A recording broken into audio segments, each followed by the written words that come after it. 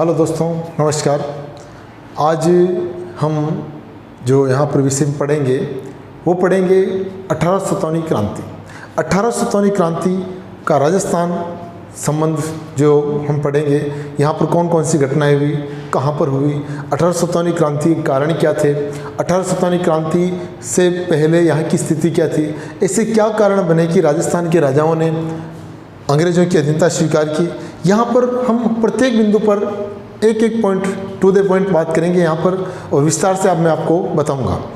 ये अपने एकीकरण के बाद जो दूसरा पार्ट है वो है 1857 क्रांति का। तो 1857 की क्रांति, 1857 वे राजस्थान,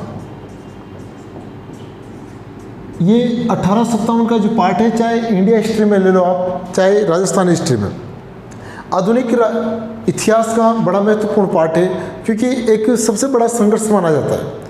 अब यहाँ पर एक पॉइंट आता है 1818। मैं आपको 1818 से 1857 की ओर लेकर चलूँगा। 1818 में क्या होता है कि राजस्थान के जितने भी शासक थे 1818 से पहले, और औरंगजेब जो था मुग़ल शासक, उससे बाद 1707, इसके मध्य क्या होता है कि मुग़ल वंश जो था, मुग़ल शासन था, वो धीरे धीरे उसका पतन होते गया।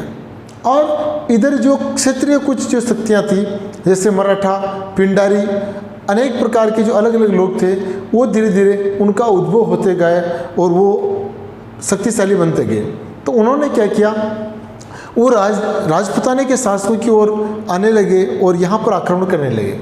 तो यहाँ पर जो शासक थे वो आपसे भी संघर्ष कर रहे थे और बाहरी लोगों से भी संघर्ष कर रहे थे।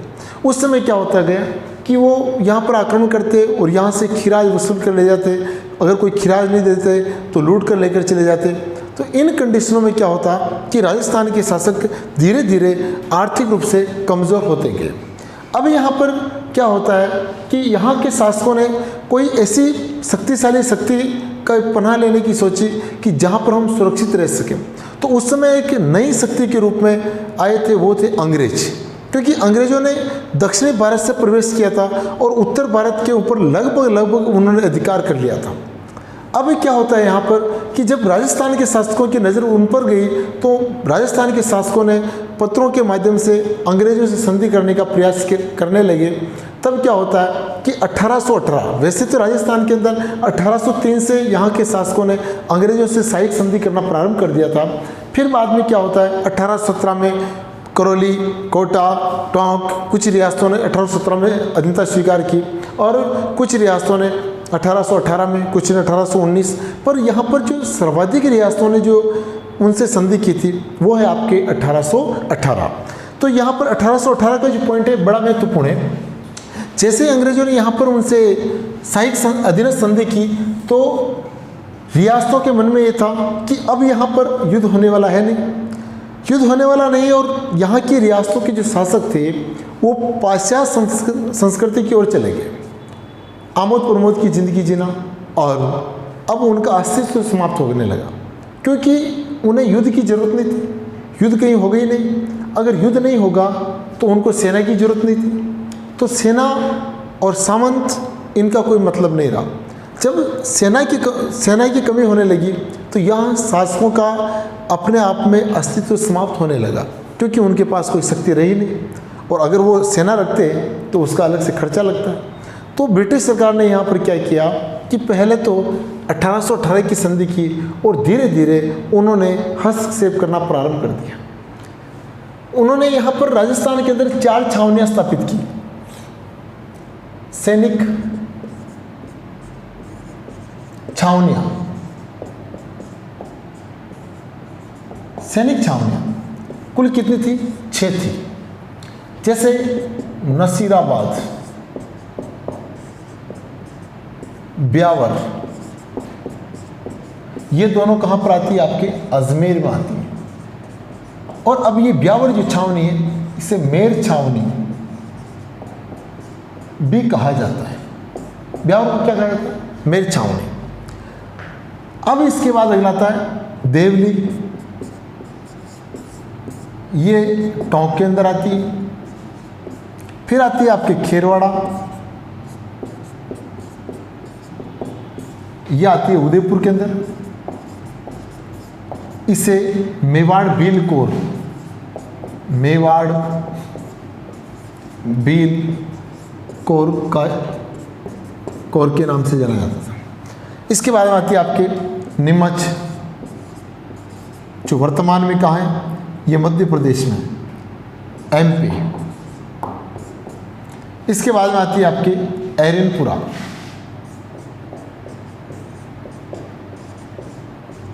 एरनपुरा कहाँ पर आता है, पाली।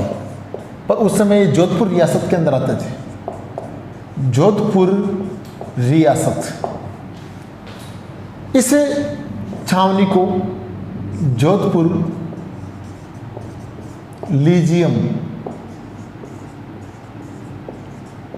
के नाम से जाना जाता था। अब यहाँ पर क्या होता है कि 6 सैनिक छावनियाँ अलग अलग स्थापित कर दी और वहाँ की रियासत से सुरक्षा के नाम पर इन्होंने वहाँ पर स्थापित की कि आपकी रियासत के अंदर आंतरिक कलह हो रहा है, आंतरिक अशांति हो रही, तो यहाँ पर हम छावनी स्थापित कर रहे हैं और इस छावनी का खर्चा यहाँ की रियासत देगी। तो सैनिक किसके, अंग्रेजों के, और खर्चा कौन दे रही, रियासत दे रही। तो धीरे धीरे रियासतों का शोषण होने लग गया। तो अब यहाँ पर 6 सैनिक छावनियाँ हो गई और एक थी शेखावटी ब्रिगेड। शेखावटी ब्रिगेड जो थी, शेखावाटी, इसकी स्थापना 1835 में की गई और इसका मुख्यालय रखा गया झुंझुनू के अंदर। और ये किस लिए रखी गई, ये शेखावाटी क्षेत्र में शांति स्थापित करने के लिए रखी गई। और ये किस राज्य में आती थी, जयपुर राज्य। आपको ये सैनिक छावनी नहीं है, सैनिक छावनी तो 6 जो हमने पढ़ा है, एरनपुरा, खेरवाड़ा, नीमच, ब्यावर, नसीराबाद, ये जो सारी है, देवली, ये छावनियाँ हैं। पर यहाँ पर एक बटालियन रखी गई थी शेखावाटी क्षेत्र में। तो इसका खर्चा कौन देगी, जयपुर सरकार देगी। जब जयपुर सरकार इसका खर्चा नहीं दे पाई तो यहाँ पर क्या होता है कि जयपुर सरकार से ब्रिटिश सरकार ने सांबर जो जेल थी वो अपने अधिकार में ले ली। यानी कि वहाँ का नमक अब कौन प्राप्त करेगी, ब्रिटिश सरकार प्राप्त करेगी। तो जयपुर सरकार के आय के साधन कम हो गए। तो यहाँ ऐसे करके क्या होता है कि यहाँ की सरकारों का, यहाँ की रियासतों का शोषण होने लगा।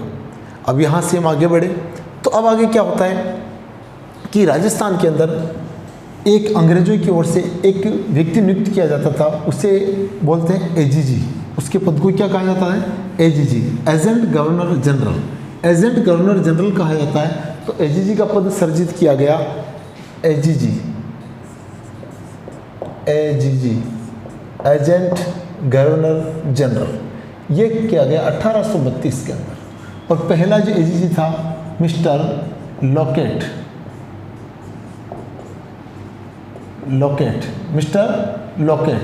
मिस्टर लॉकेट को नियुक्त किया गया। पहला राजस्थान का AGG किसे बनाया गया, तो मिस्टर लॉकेट को बनाया गया। ये विशेष आपको ध्यान में रखना है। अब यहाँ पर क्या होता है कि अब राजस्थान का उस समय AGG का मुख्यालय बनाया गया, वो कहाँ पर बनाया गया, अजमेर, जिसे सदर मुकाम भी कहते हैं। AGG का सदर मुकाम कहाँ है, तो अजमेर के अंदर है। अब यहाँ पर देखो दोस्तों कि 1845 के अंदर AGG का ग्रीष्मकालीन अवकाश जो मुकाम बनाया गया वो माउंट आबू के अंदर, माउंट आबू के अंदर बनाया गया। यानी कि यहाँ गर्मी के दिनों में AGG कहाँ रहेगा, माउंट आबू के अंदर, क्योंकि 165 मीटर ऊपर जाने पर 1 सेंटीग्रेड तापमान कम होता है। और माउंट आबू के ऊपर गुरु शिखर है, गुरु शिखर की ऊंचाई कितनी है कि 1722 मीटर है।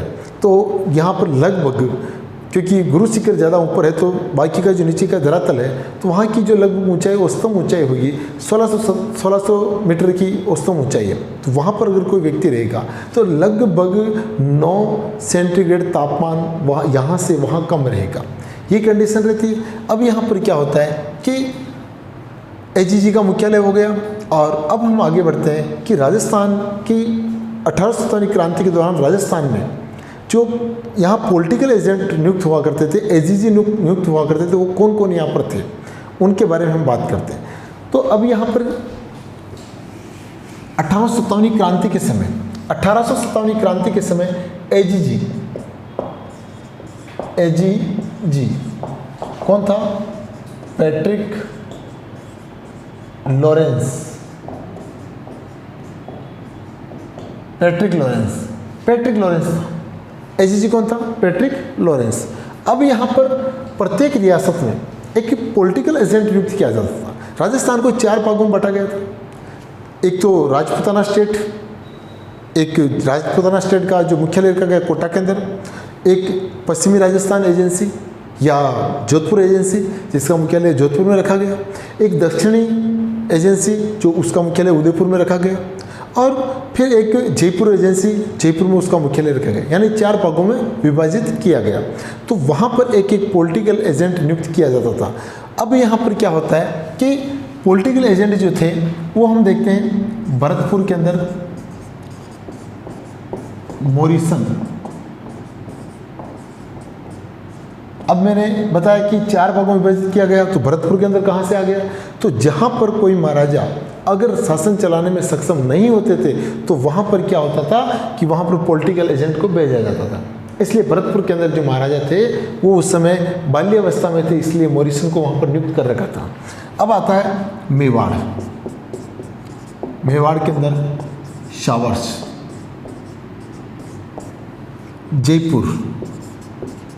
जयपुर के अंदर ईडन, कोटा, बर्टन, और जोधपुर मैक मौसम।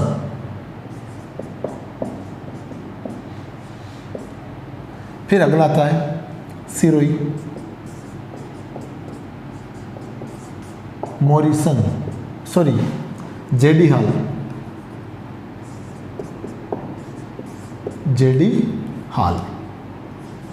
ये आपके हो गया सिरोही का।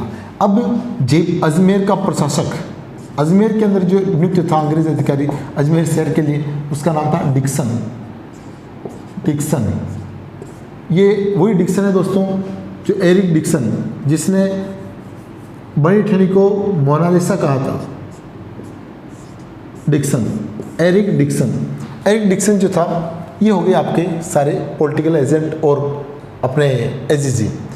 अब यहाँ से हम आगे बढ़े तो देखते हैं कि 1857 क्रांति जो हुई थी, उस 1857 क्रांति का कारण क्या था?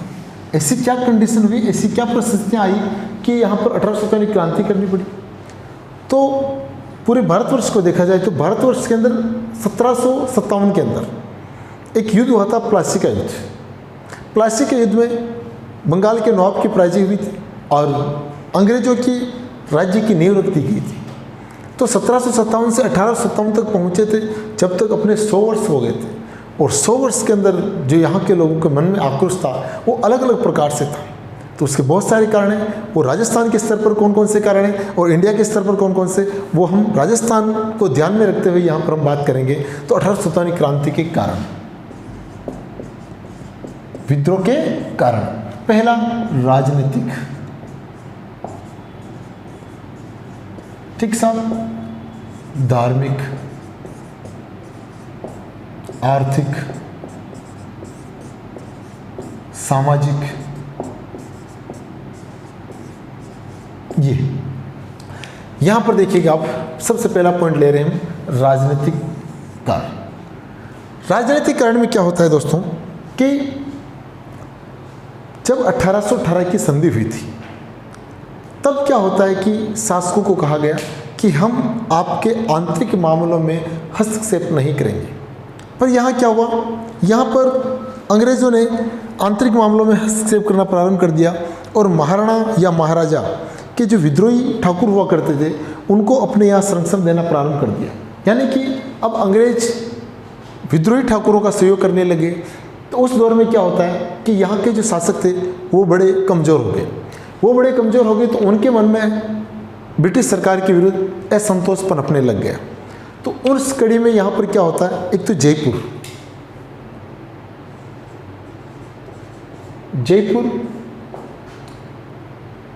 जोधपुर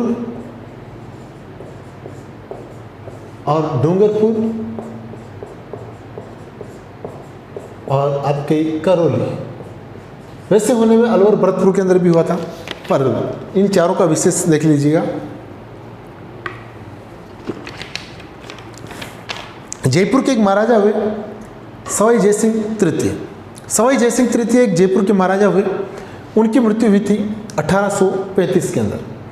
उस समय क्या होता है कि ब्रिटिश सरकार चाहती थी कि जयपुर का राज्य हमारी इच्छा अनुसार चलाया जाए।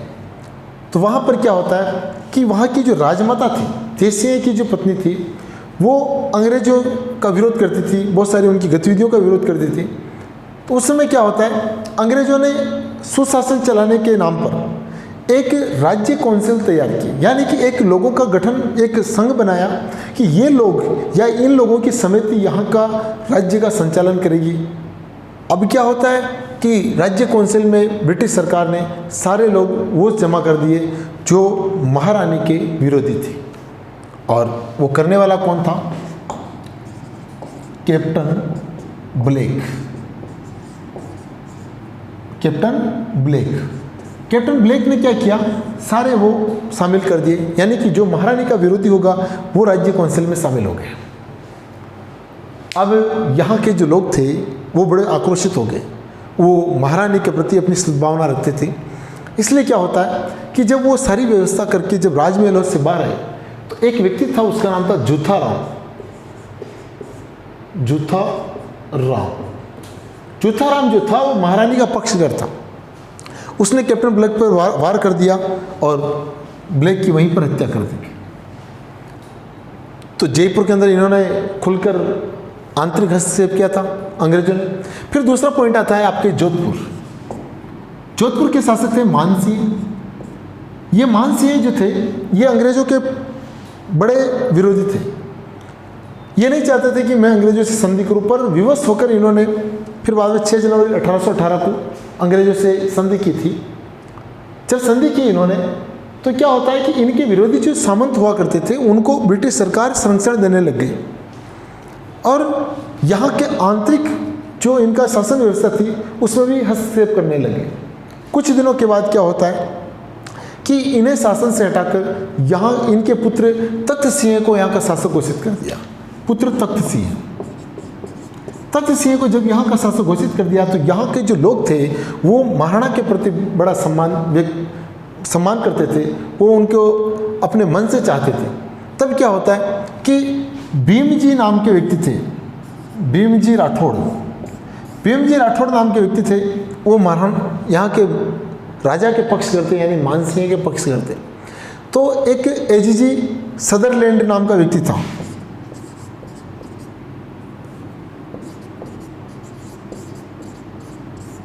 वो एक था लुडलो। दोनों राजमहलों से जब बाहर आ रहे थे तब भीम जी ने दोनों पर तलवार से वार कर दिया, दोनों घायल हो गए।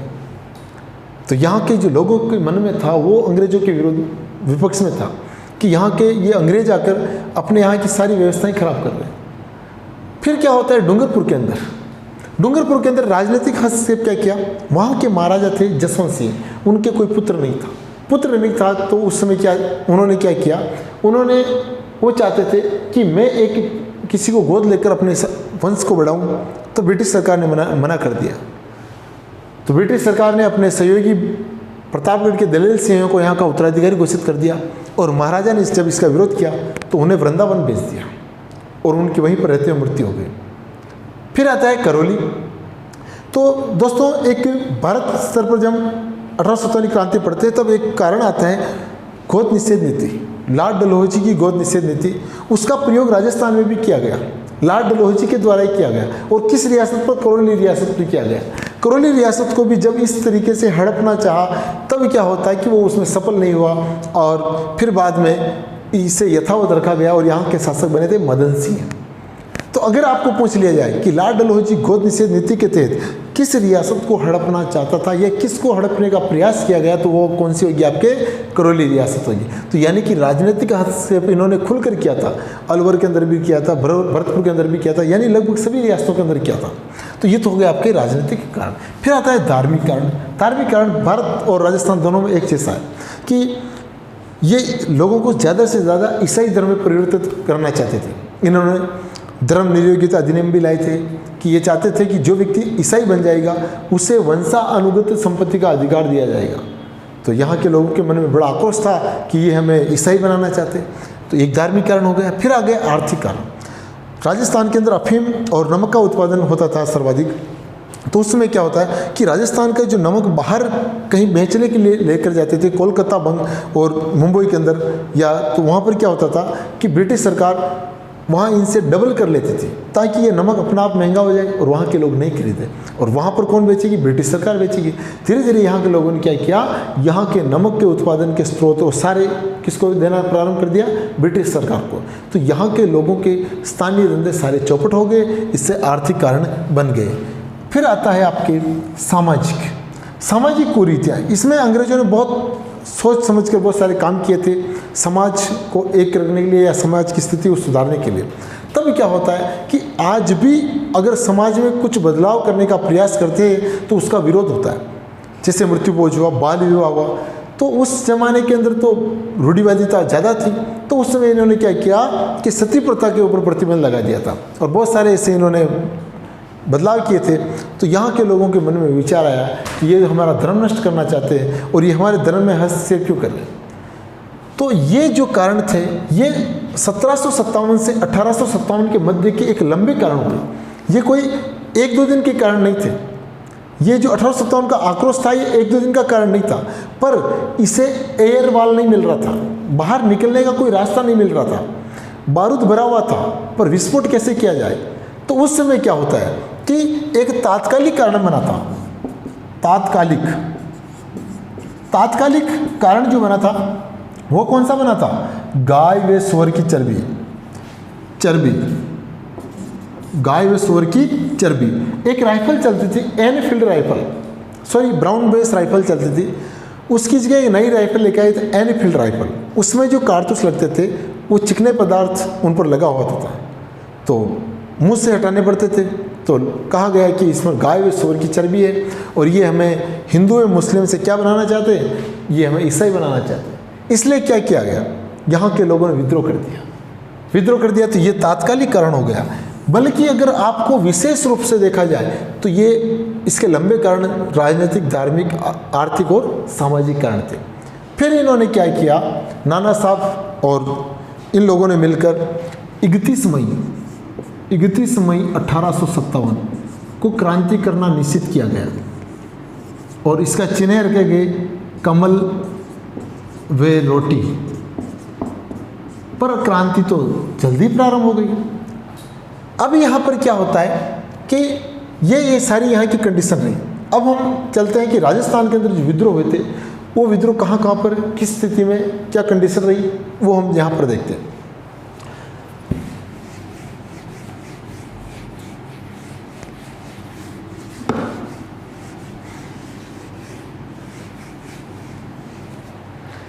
यहाँ पर राजस्थान में सबसे पहले बात की जाए तो एक नसीराबाद छावनी। मैं दोस्तों यहाँ पर बता देता हूँ, ये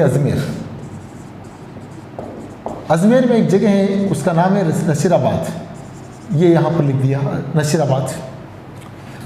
यहाँ पर राजस्थान के इस तरफ मेरठ पड़ता है और इस तरफ दिल्ली पड़ता है। यहाँ पर माउंट आबू आता है। तो ग्रीष्मकालीन यानी मई का महीना है तो ग्रीष्मकालीन गर्मी के दिन ही है। तो उस समय एजीजी कहाँ होगा? माउंट आबू के अंदर होगा। एजीजी कौन था? Patrick Lawrence.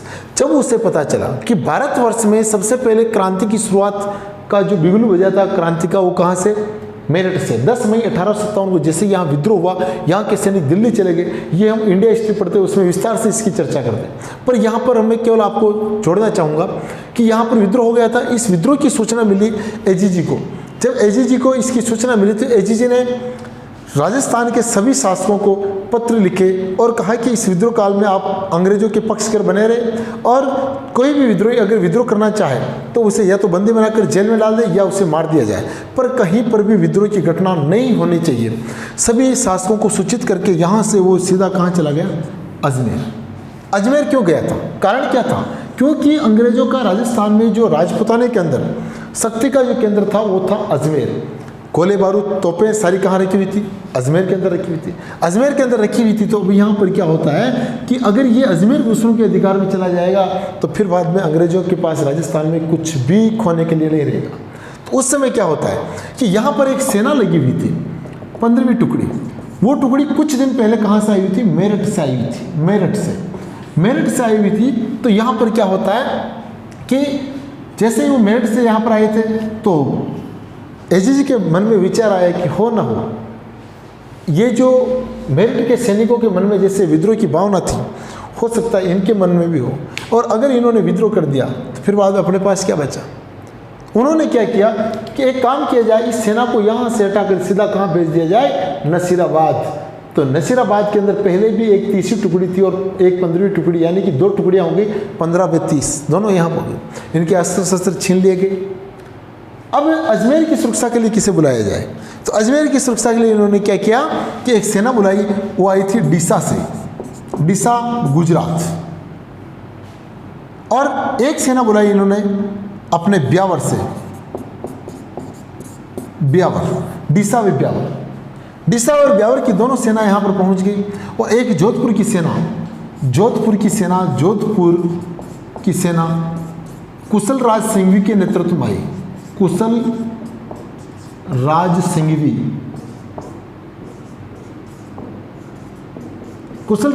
के नेतृत्व में जब यहाँ सेना पहुँची तो क्या होता है कि लुल्लो की मूर्ति लगी हुई है अजमेर में, वहाँ पर उन्होंने पत्थर फेंकना प्रारंभ कर दिया क्योंकि अंग्रेज की मूर्ति थी। तब अंग्रेजों को जब पता चला कि ये लोग पहले ही पत्थर फेंक रहे हैं अंग्रेजों की मूर्ति पर, तब ये अगर इन्होंने विद्रोह कर दिया तो सारा काम चौपट हो जाएगा। तो एक काम किया जाए, इनको अजमेर में प्रवेश नहीं होने दिया जाए और वापस जोधपुर भेज दिया जाए। तो उन्होंने कहा कि नहीं चाहिए सेना और वापस भेज दो। तो यहाँ की सुरक्षा के लिए डीसा और ब्यावर की सेना को लगाया गया। राजस्थान के अंदर जो छावनियाँ जितनी भी थी उनमें सबसे महत्वपूर्ण और सबसे अंग्रेजों की विश्वास पात्र जो सेना थी वो थी ब्यावर, जिसे मेर बटालियन के नाम से भी जाना जाता था। वो उनका एक ही मकसद था कि पैसा कहाँ से मिल रहा है। तो ये अंग्रेजों के पक्षकर थे, अंग्रेजों के विश्वास पात्र थे। इन्होंने यहाँ अजमेर का मोर्चा संभाल लिया। अब सीधे चलते हैं हम नसीराबाद। नसीराबाद के अंदर 2 छावनियाँ, 2 सैनिक टुकड़ियाँ थी, 15वीं व 30वीं। तो उसमें एक सैनिक था, उसका नाम था बख्तावर। बख्तावर सिंह जो था उसने अंग्रेज अधिकारी प्रीचार्ड से पूछा कि हमें यहाँ पर अजमेर से यहाँ पर क्यों लाए गए, हमारे अस्त्र शस्त्र क्यों छीने गए और हमारी जगह दूसरी सेना को क्यों बुलाया गया, क्या हमारा पर विश्वास नहीं? तब उसने कोई संतुष्ट जवाब नहीं दिया। तो प्रीचार्ड ने क्या कर दिया, बख्तावर सिंह ने 28 मई 1857 को विद्रोह कर दिया। और यहाँ पर 28 मई 1857 यानी कि राजस्थान में क्रांति का जो आगाज हुआ वो 28 मई को, और कहाँ से हुआ? नसीराबाद से हुआ था। प्रीचार्ड यहाँ घायल हो गया और 2 अंग्रेज अधिकारी स्पोटिस वुड वे न्यूबेरी, ये दोनों मारे गए। अगर ये पूछ लिया जाए स्पोटिस वुड वे न्यूबेरी नाम के अंग्रेज अधिकारियों का संबंध कहाँ से है, तो वो नसीराबाद से, और प्रीचार्ड यहाँ से घायल हो गया। अब यहाँ से क्या होता है कि ये सैनिक अजमेर के बजाय सीधे किसकी ओर पलायन कर गए? ये दिल्ली की ओर पलायन कर गए और ये दिल्ली पहुँच गए। अगर ये अजमेर चले जाते तो हो सकता है कि राजस्थान की क्रांति का इतिहास कुछ अलग होता, पर इन्होंने क्या किया, ये अजमेर के बजाय किसकी ओर पलायन कर गए? ये दिल्ली की ओर पलायन कर गए। इसी के साथ ये अपना भाग समाप्त हुआ और अगला भाग हम कल पढ़ेंगे। धन्यवाद।